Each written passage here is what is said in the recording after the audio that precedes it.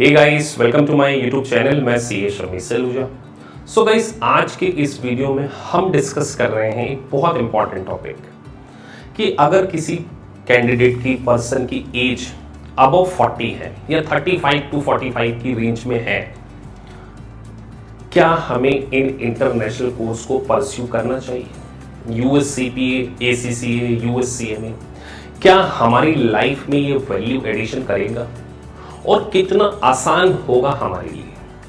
देखिए, बहुत सारे कैंडिडेट से पर्सनली डिस्कशन करने के बाद आज इस मैटर के ऊपर मैं ये वीडियो बना रहा हूं। तो चलिए वीडियो में हम आगे बढ़ते हैं और अंडरस्टैंड करते हैं कि एक कैंडिडेट जिसकी एज 35 या 40 या 40 के ऊपर है, उसके लिए ये इंटरनेशनल कोर्स कितने वैल्यूएबल हो सकते हैं। तो चलिए वीडियो में आगे बढ़ते हैं। Let's get started.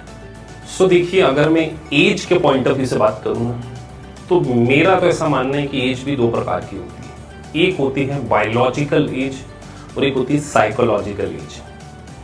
कि how confident you are, how keen you are to learn new things. आप अपनी लाइफ को बेटर करने के लिए हाउ सीरियस यू आर। तो देखिए, एज एक नंबर है और आप हमारे चैनल के ऊपर वीडियोस देख सकते हैं। इनकी एज 47 थी, किसी की 43 थी। उन्होंने भी इंटरनेशनल कोर्सेज को ना केवल ज्वाइन किया बल्कि सक्सेसफुली यूएससीपीए बने। तो देखिए, एज एक मैटर नहीं है, आप कितना हार्डवर्क कर सकते हैं और हार्डवर्क से ज्यादा कितना अच्छे से आप आपके इस कोर्स को प्लान करते हैं। देखिए, नो डाउट आपको फैमिली के प्रेशर होंगे, आपको जॉब में टाइम नहीं मिलता होगा, बट स्टिल अगर आप एक डेडिकेशन के साथ में, एक प्लानिंग के साथ में अपने इस कोर्स को स्टार्ट करते हैं, तो best part of USCPA, USCMA course की आप इसको 1 साल के अंदर कंप्लीट कर सकते हैं। लेकिन कुछ चीज़ों का आपको ध्यान रखना होगा।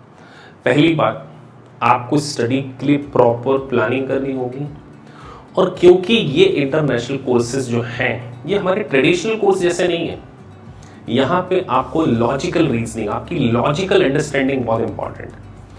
आपकी फंडामेंटल्स बहुत इंप्रूवमेंट होना चाहिए। आप कितना अच्छा लैंग्वेज को इंटरप्रिटेट कर सकते हैं। दीज आर द थिंग्स, अगर आप इनको अपने अंदर लेकर आ जाते हैं तो डेफिनेटली आपकी एज चाहे 30 हो, 40 हो, 50 एज हो, स्टिल आप इन प्रोफेशन को पास कर सकते हैं। और सी शमी सलूजा का आपको ये कमिटमेंट कि सबसे पहले आपके बेस को, आपके फाउंडेशन को हम बहुत स्ट्रांग करते हैं।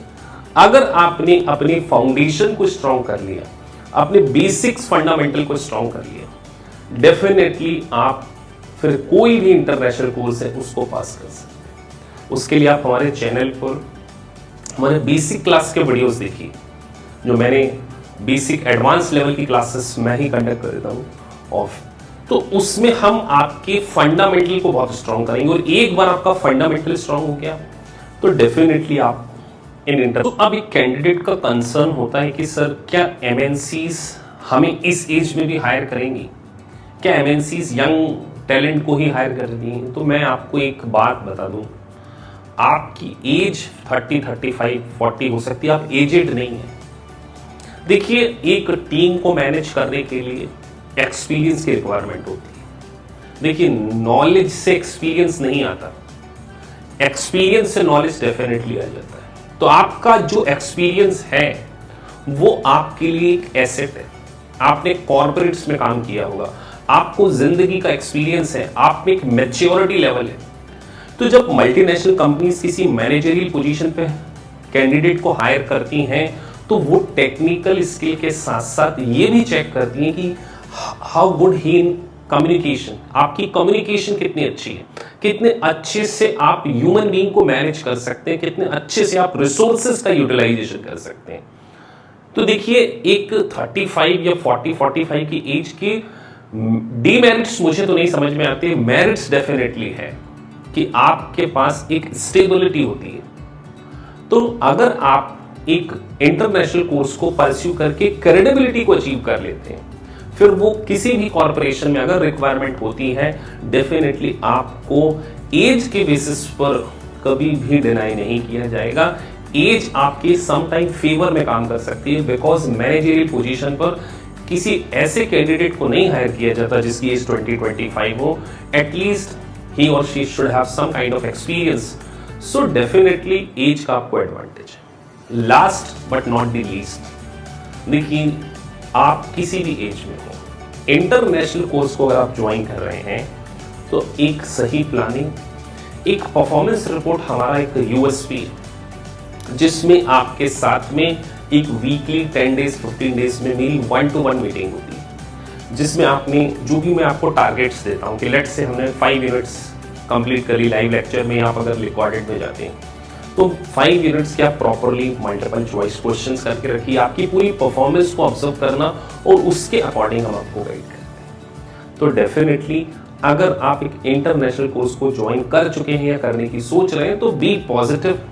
मैं बार बार बोलता हूं, age is just a number.